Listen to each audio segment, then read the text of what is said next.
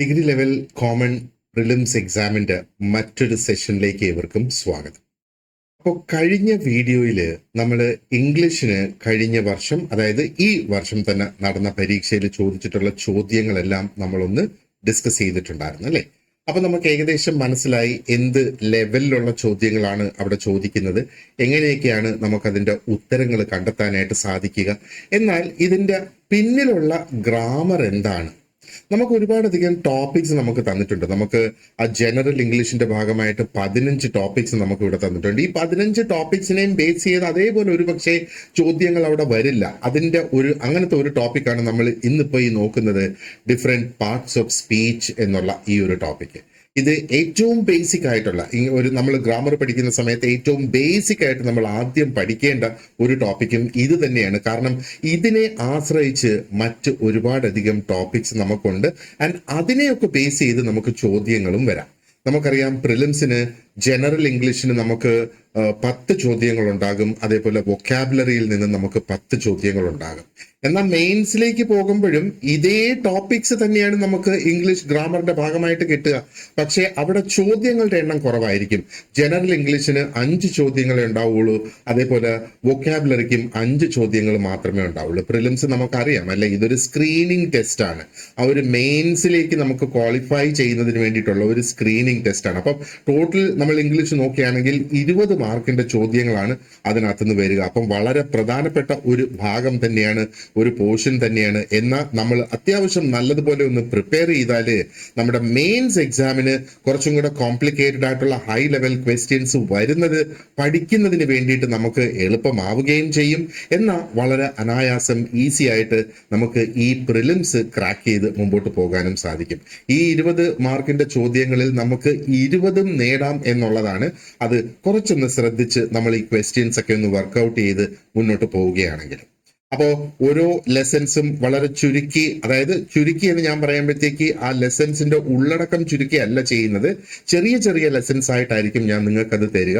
അപ്പോൾ നമുക്കത് at A time ഇരുന്നാൽ ആ ഒരു ലെസൺ പൂർത്തീകരിച്ച് അതിനോടൊപ്പം നിങ്ങൾക്ക് പ്രാക്ടീസിന് തരുന്ന ആ ഒരു ക്വസ്റ്റ്യൻസും വർക്ക്ഔട്ട് ചെയ്തിട്ട് വേണം അടുത്ത ലെസണിലേക്ക് പോകാനായിട്ട്. അപ്പം വീഡിയോ എന്ന് പറയുമ്പോഴത്തേക്ക് ഒരു 20-25 മിനിറ്റിന്റെ ആ ഒരു ലെക്ചർ ആയിരിക്കും നിങ്ങൾക്ക് തരിക. അപ്പൊ അതിൽ എത്ര പോർഷൻ നമ്മൾ കവർ ചെയ്യുന്നോ, ഏതൊക്കെ ടോപ്പിക്സ് നമ്മൾ കവർ ചെയ്യുന്നോ, ആ ടോപ്പിക്സിനെ ബേസ് ചെയ്തുള്ള ക്വസ്റ്റ്യൻസും ആയിരിക്കും നിങ്ങൾക്ക് അവിടെ തരിക. അപ്പോൾ പലപ്പോഴും ക്വസ്റ്റ്യൻസ് നിങ്ങൾക്ക് കോൺസെപ്റ്റ് മനസ്സിലായിട്ടുണ്ടോ എന്ന് മനസ്സിലാക്കുന്നതിന് വേണ്ടിയിട്ട്, എന്ന് നിങ്ങൾക്ക് അറിയുന്നതിന് വേണ്ടിയിട്ടുള്ള ചോദ്യങ്ങളായിരിക്കും. എന്നാൽ PSC ചോദിക്കുന്നത് പോലെയുള്ള ആപ്ലിക്കേഷൻ ലെവൽ ക്വസ്റ്റ്യൻസും അതിനകത്ത് ഉണ്ടാകും എന്നുള്ളതാണ്. അപ്പോൾ നമുക്ക് ഈ പാർട്സ് ഓഫ് സ്പീച്ചിലേക്ക് നമുക്ക് കടക്കാം. അപ്പൊ ഇതിന്റെ വീഡിയോ ലെക്ചർ ഉണ്ട്, ഇതിന്റെ നോട്ട്സും ഉണ്ട്, ഇതിന്റെ പ്രാക്ടീസ് ക്വസ്റ്റ്യൻസും ഉണ്ട്. അപ്പൊ ഇത് എങ്ങനെ ആക്സസ് ചെയ്യാം എന്നുള്ളത് നമ്മുടെ ആ ഒരു സ്റ്റഡി ഗ്രൂപ്പിൽ ജോയിൻ ചെയ്യുക. അപ്പൊ ജോയിൻ ചെയ്തിട്ടുള്ളവർക്ക് ഓൾറെഡി അറിയാമത് എങ്ങനെയാണെന്ന്. നിങ്ങൾ ഇത് ആദ്യമായിട്ടാണ് ഈ ഒരു വീഡിയോ കാണുന്നത്, ഇതുവരെ നമ്മുടെ സ്റ്റഡി ഗ്രൂപ്പിൽ ജോയിൻ ചെയ്തിട്ടില്ലെങ്കിൽ ഈ വീഡിയോയുടെ ഡിസ്ക്രിപ്ഷൻ ബോക്സിൽ ഞാൻ കൊടുത്തിട്ടുണ്ട് ആ സ്റ്റഡി ഗ്രൂപ്പിൽ എങ്ങനെ ജോയിൻ ചെയ്യാം എന്നുള്ളത്. മറ്റൊരു കാര്യം കൂടെ പറഞ്ഞോട്ടെ, ഈ പ്രിലിംസ് എക്സാം എന്ന് പറയുന്നത് ഒരു കോംപ്ലിമെന്ററി ആയിട്ടുള്ള ഒരു കോഴ്സാണ് നമ്മൾ പ്രൊവൈഡ് ചെയ്യുന്നത്. ഇതിലെ എല്ലാ ടോപ്പിക്സും നമ്മൾ കവർ ചെയ്യുന്നതായിരിക്കും. ഇംഗ്ലീഷ് മാത്രമല്ല, ഹിസ്റ്ററി, ജോഗ്രഫി, സയൻസ്, എല്ലാ ടോപ്പിക്സും, മാത്സ്, എല്ലാ ടോപ്പിക്സും നമ്മൾ ഇതിനകത്ത് കവർ ചെയ്ത് പോകുന്നതായിരിക്കും. Alright, so let's begin. This is the first lesson based on English grammar. And വളരെ ബേസിക് ആയിട്ടുള്ള ഒരു ടോപ്പിക്കാണ് നമ്മൾ ഇന്ന് എടുത്തിരിക്കുന്നത്. അപ്പൊ എന്താണ് ഈ പാർട്സ് ഓഫ് സ്പീച്ച് എന്ന് പറയുമ്പോൾ? സ്പീച്ച് എന്ന് പറയുമ്പോഴത്തേക്ക് നമ്മൾ ഇങ്ങനെ മനസ്സിലാക്കിയാൽ മതി, അത് വാചകം, അല്ലെങ്കിൽ നമ്മൾ എഴുതുന്ന ഒരു സെന്റൻസ്, ഒരു ലൈൻ, അല്ലെങ്കിൽ നമ്മൾ പറയുന്ന ഒരു വാചകം. അതിനകത്ത് പല പാർട്സ് ആണ് നമ്മൾ വാക്യങ്ങൾ അല്ലെ വാക്കുകൾ നമ്മൾ അതിനകത്ത് കൊണ്ടുവരുന്നത് അല്ലെ. ഈ കൊണ്ടുവരുന്ന വാക്കുകള് ഓരോ ഗ്രൂപ്പായിട്ട് തരം തിരിച്ചിട്ടുണ്ട്. അതിനെയാണ് ഈ പാർട്സ് എന്നുള്ളത് കൊണ്ട് ഉദ്ദേശിക്കുന്നത്. അപ്പൊ മൊത്തത്തില് 8 ഇങ്ങനത്തെ പാർട്സ് ആണ് നമുക്ക് ഇവിടെയുള്ളത്. ഇപ്പൊ ഇംഗ്ലീഷ് ഗ്രാമറിന് നമ്മൾ നോക്കുകയാണെന്നുണ്ടെങ്കിൽ നമ്മൾ ഉപയോഗിക്കുന്ന ഓരോ വാക്കിനും ഓരോ സ്പെസിഫിക് ആയിട്ടുള്ള ഒരു റോൾ ഉണ്ട്. ആ ഒരു വാചകത്തിൽ വരുമ്പം അതിന് നിർവഹിക്കാനുള്ള ഒരു റോൾ ഉണ്ട് എന്ന് കണക്കാക്കുക.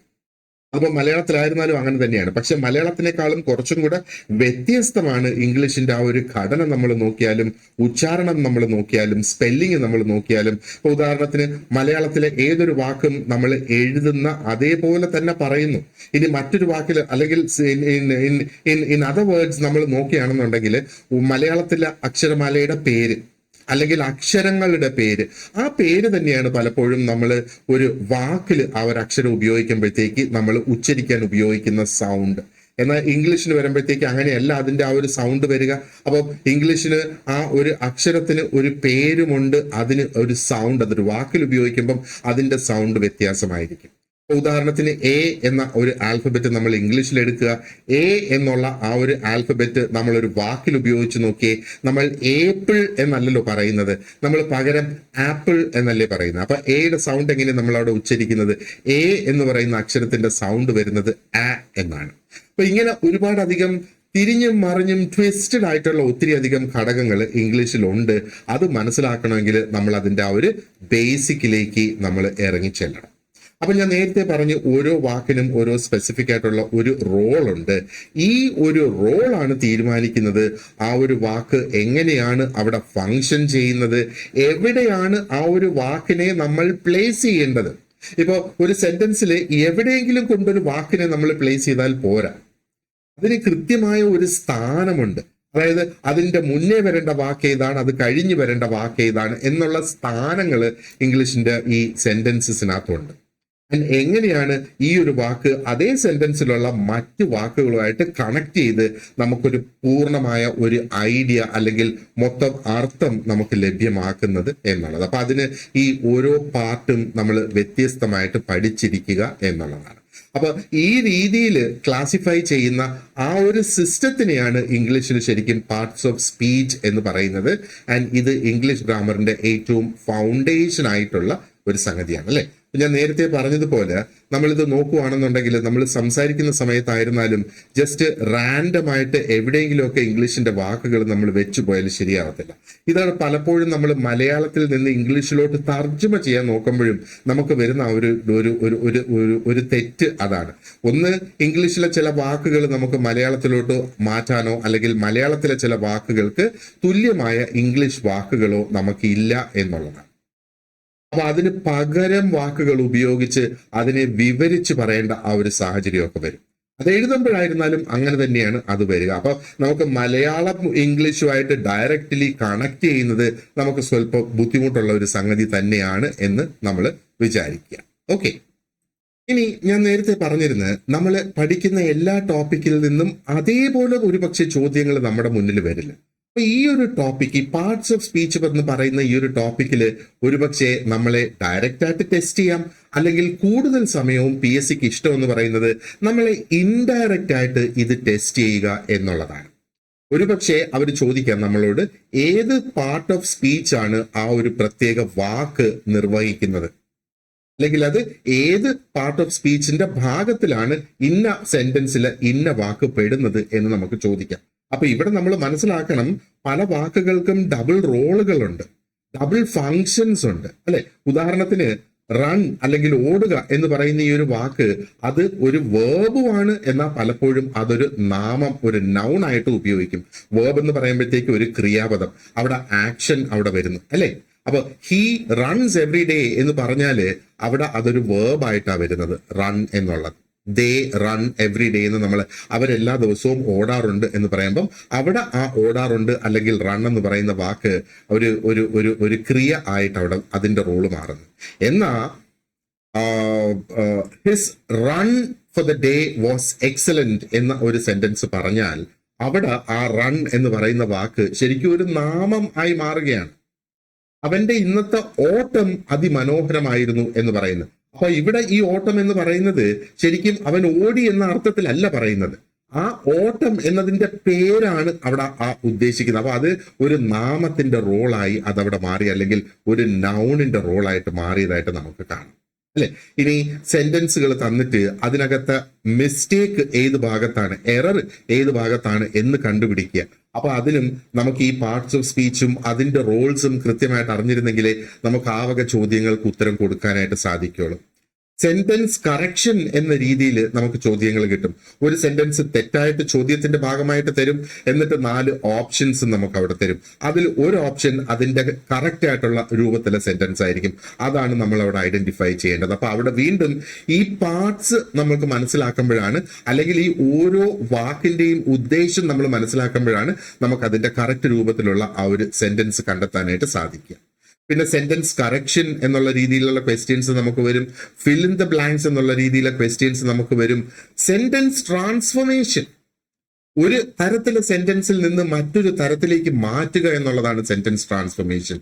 സെന്റൻസ് ട്രാൻസ്ഫോർമേഷൻ എങ്ങനെയാണ് ചെയ്യുന്നത്, അത് എങ്ങനെ അത് നമുക്ക് എന്താ പറയേണ്ടത് വിജയകരമായിട്ട് ചെയ്യാം എന്നൊക്കെയുള്ളത് മറ്റൊരു ലെസണിൽ നമുക്ക് ഡിസ്കസ് ചെയ്യാം. സെന്റൻസ് ട്രാൻസ്ഫോർമേഷൻ തന്നെ ഇതിന് ഒരു ടോപ്പിക് ആയിട്ട് നമ്മുടെ സിലബസിൽ PSC പ്രിസ്ക്രൈബ് ചെയ്തിട്ടുണ്ട്.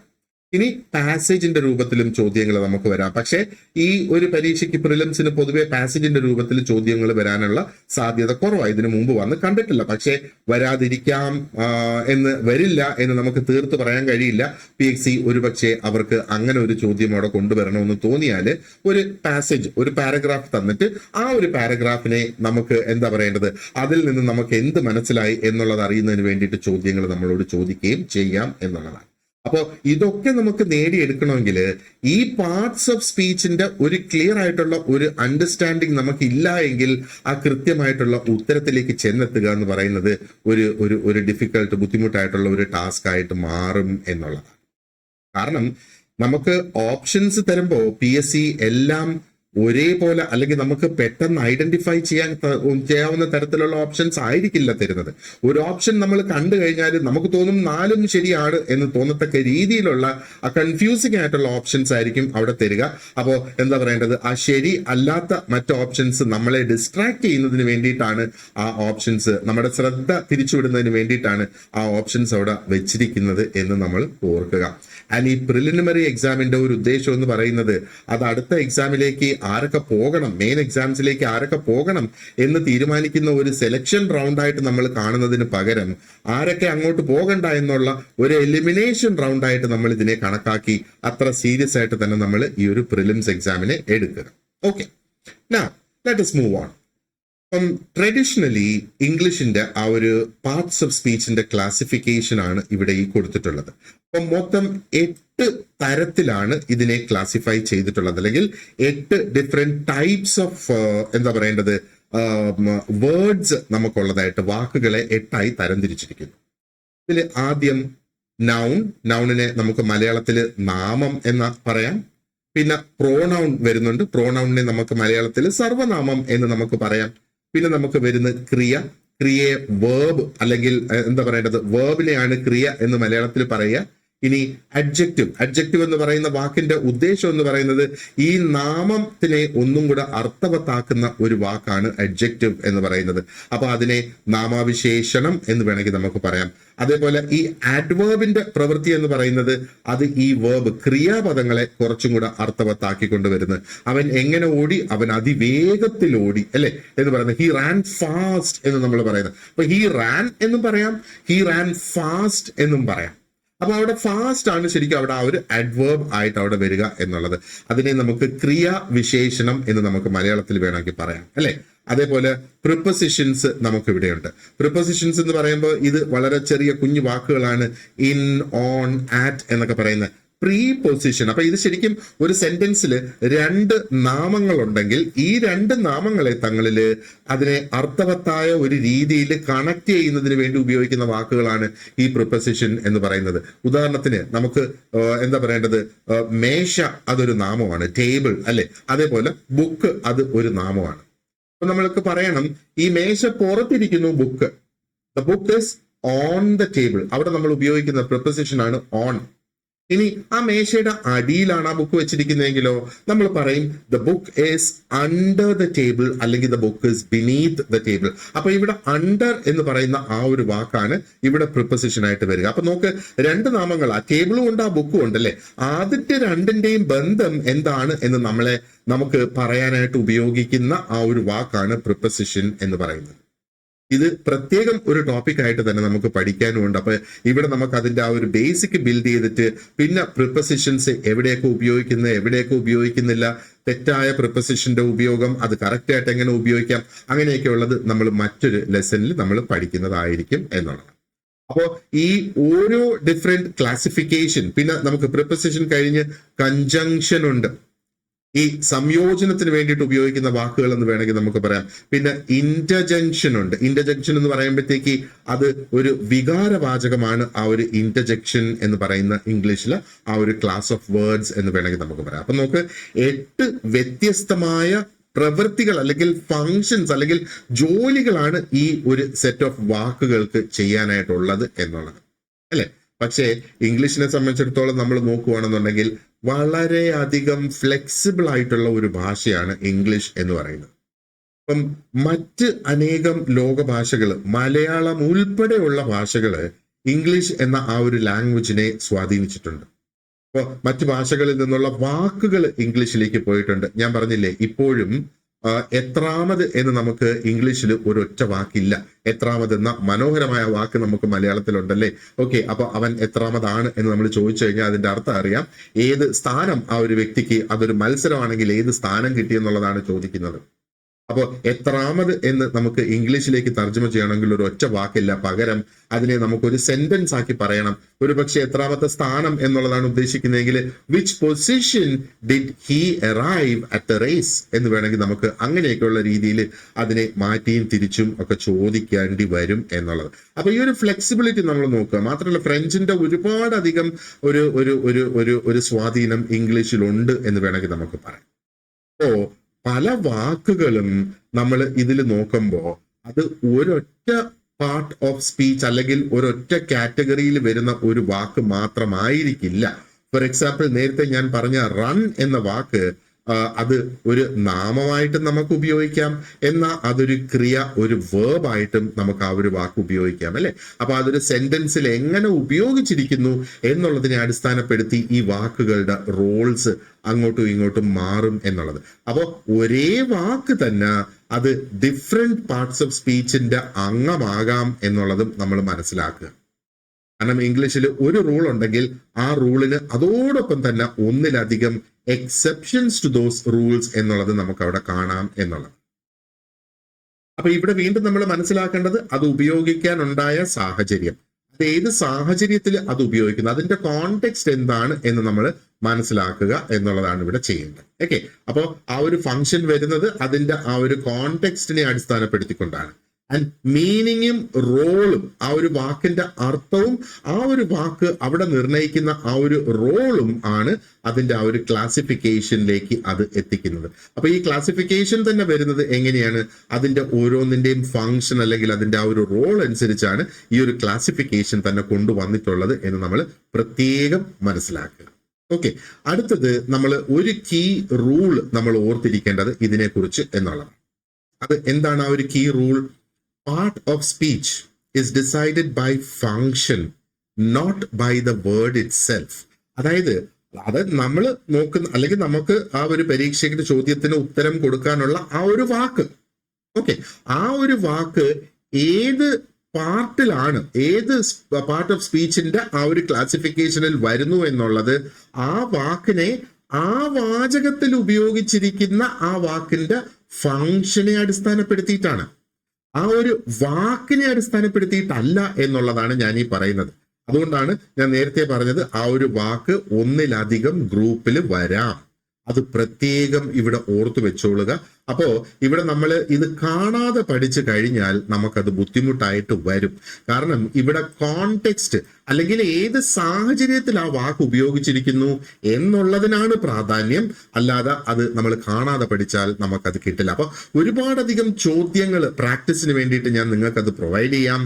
അപ്പോൾ ആ ഒരു പ്രാക്ടീസിലൂടെ നിങ്ങൾക്ക് അത് നേടിയെടുക്കാം, ആ ഒരു എക്സ്പീരിയൻസ് നേടിയെടുക്കാം എന്നുള്ളതാണ്.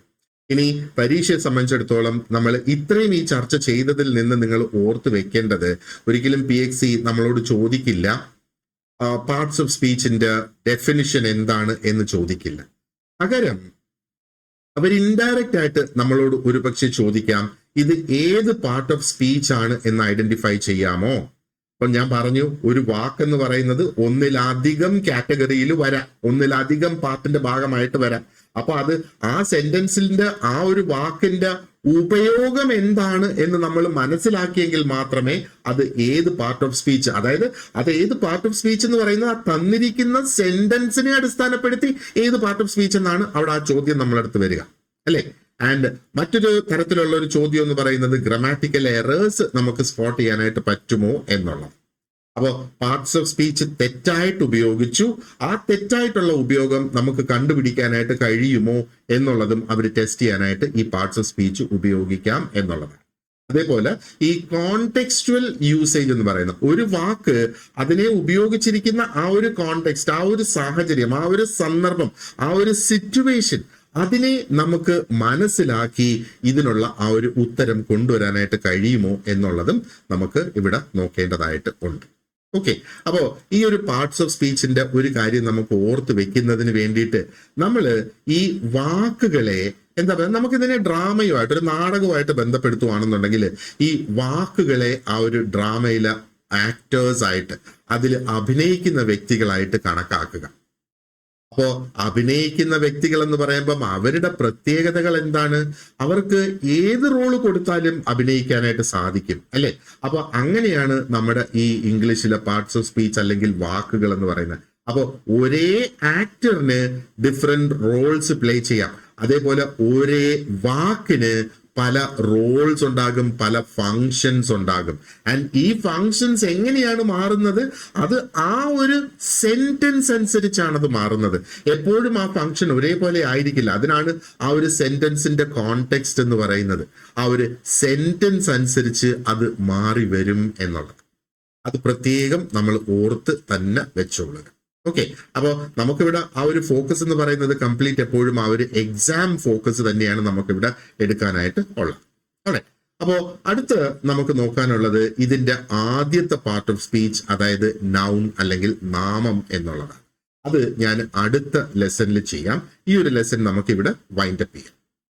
ഇത് ഈ ഒന്ന് വൈൻഡപ്പ് ചെയ്യുന്ന ആ ഒരു വേളയിൽ ഞാൻ നിങ്ങളോട് പറയട്ടെ, ഒരുപാടധികം മെയിൻസ് എക്സാമിന്റെ ക്ലാസ്സസ് നമ്മൾ സ്റ്റാർട്ട് ചെയ്തിട്ടുണ്ട്.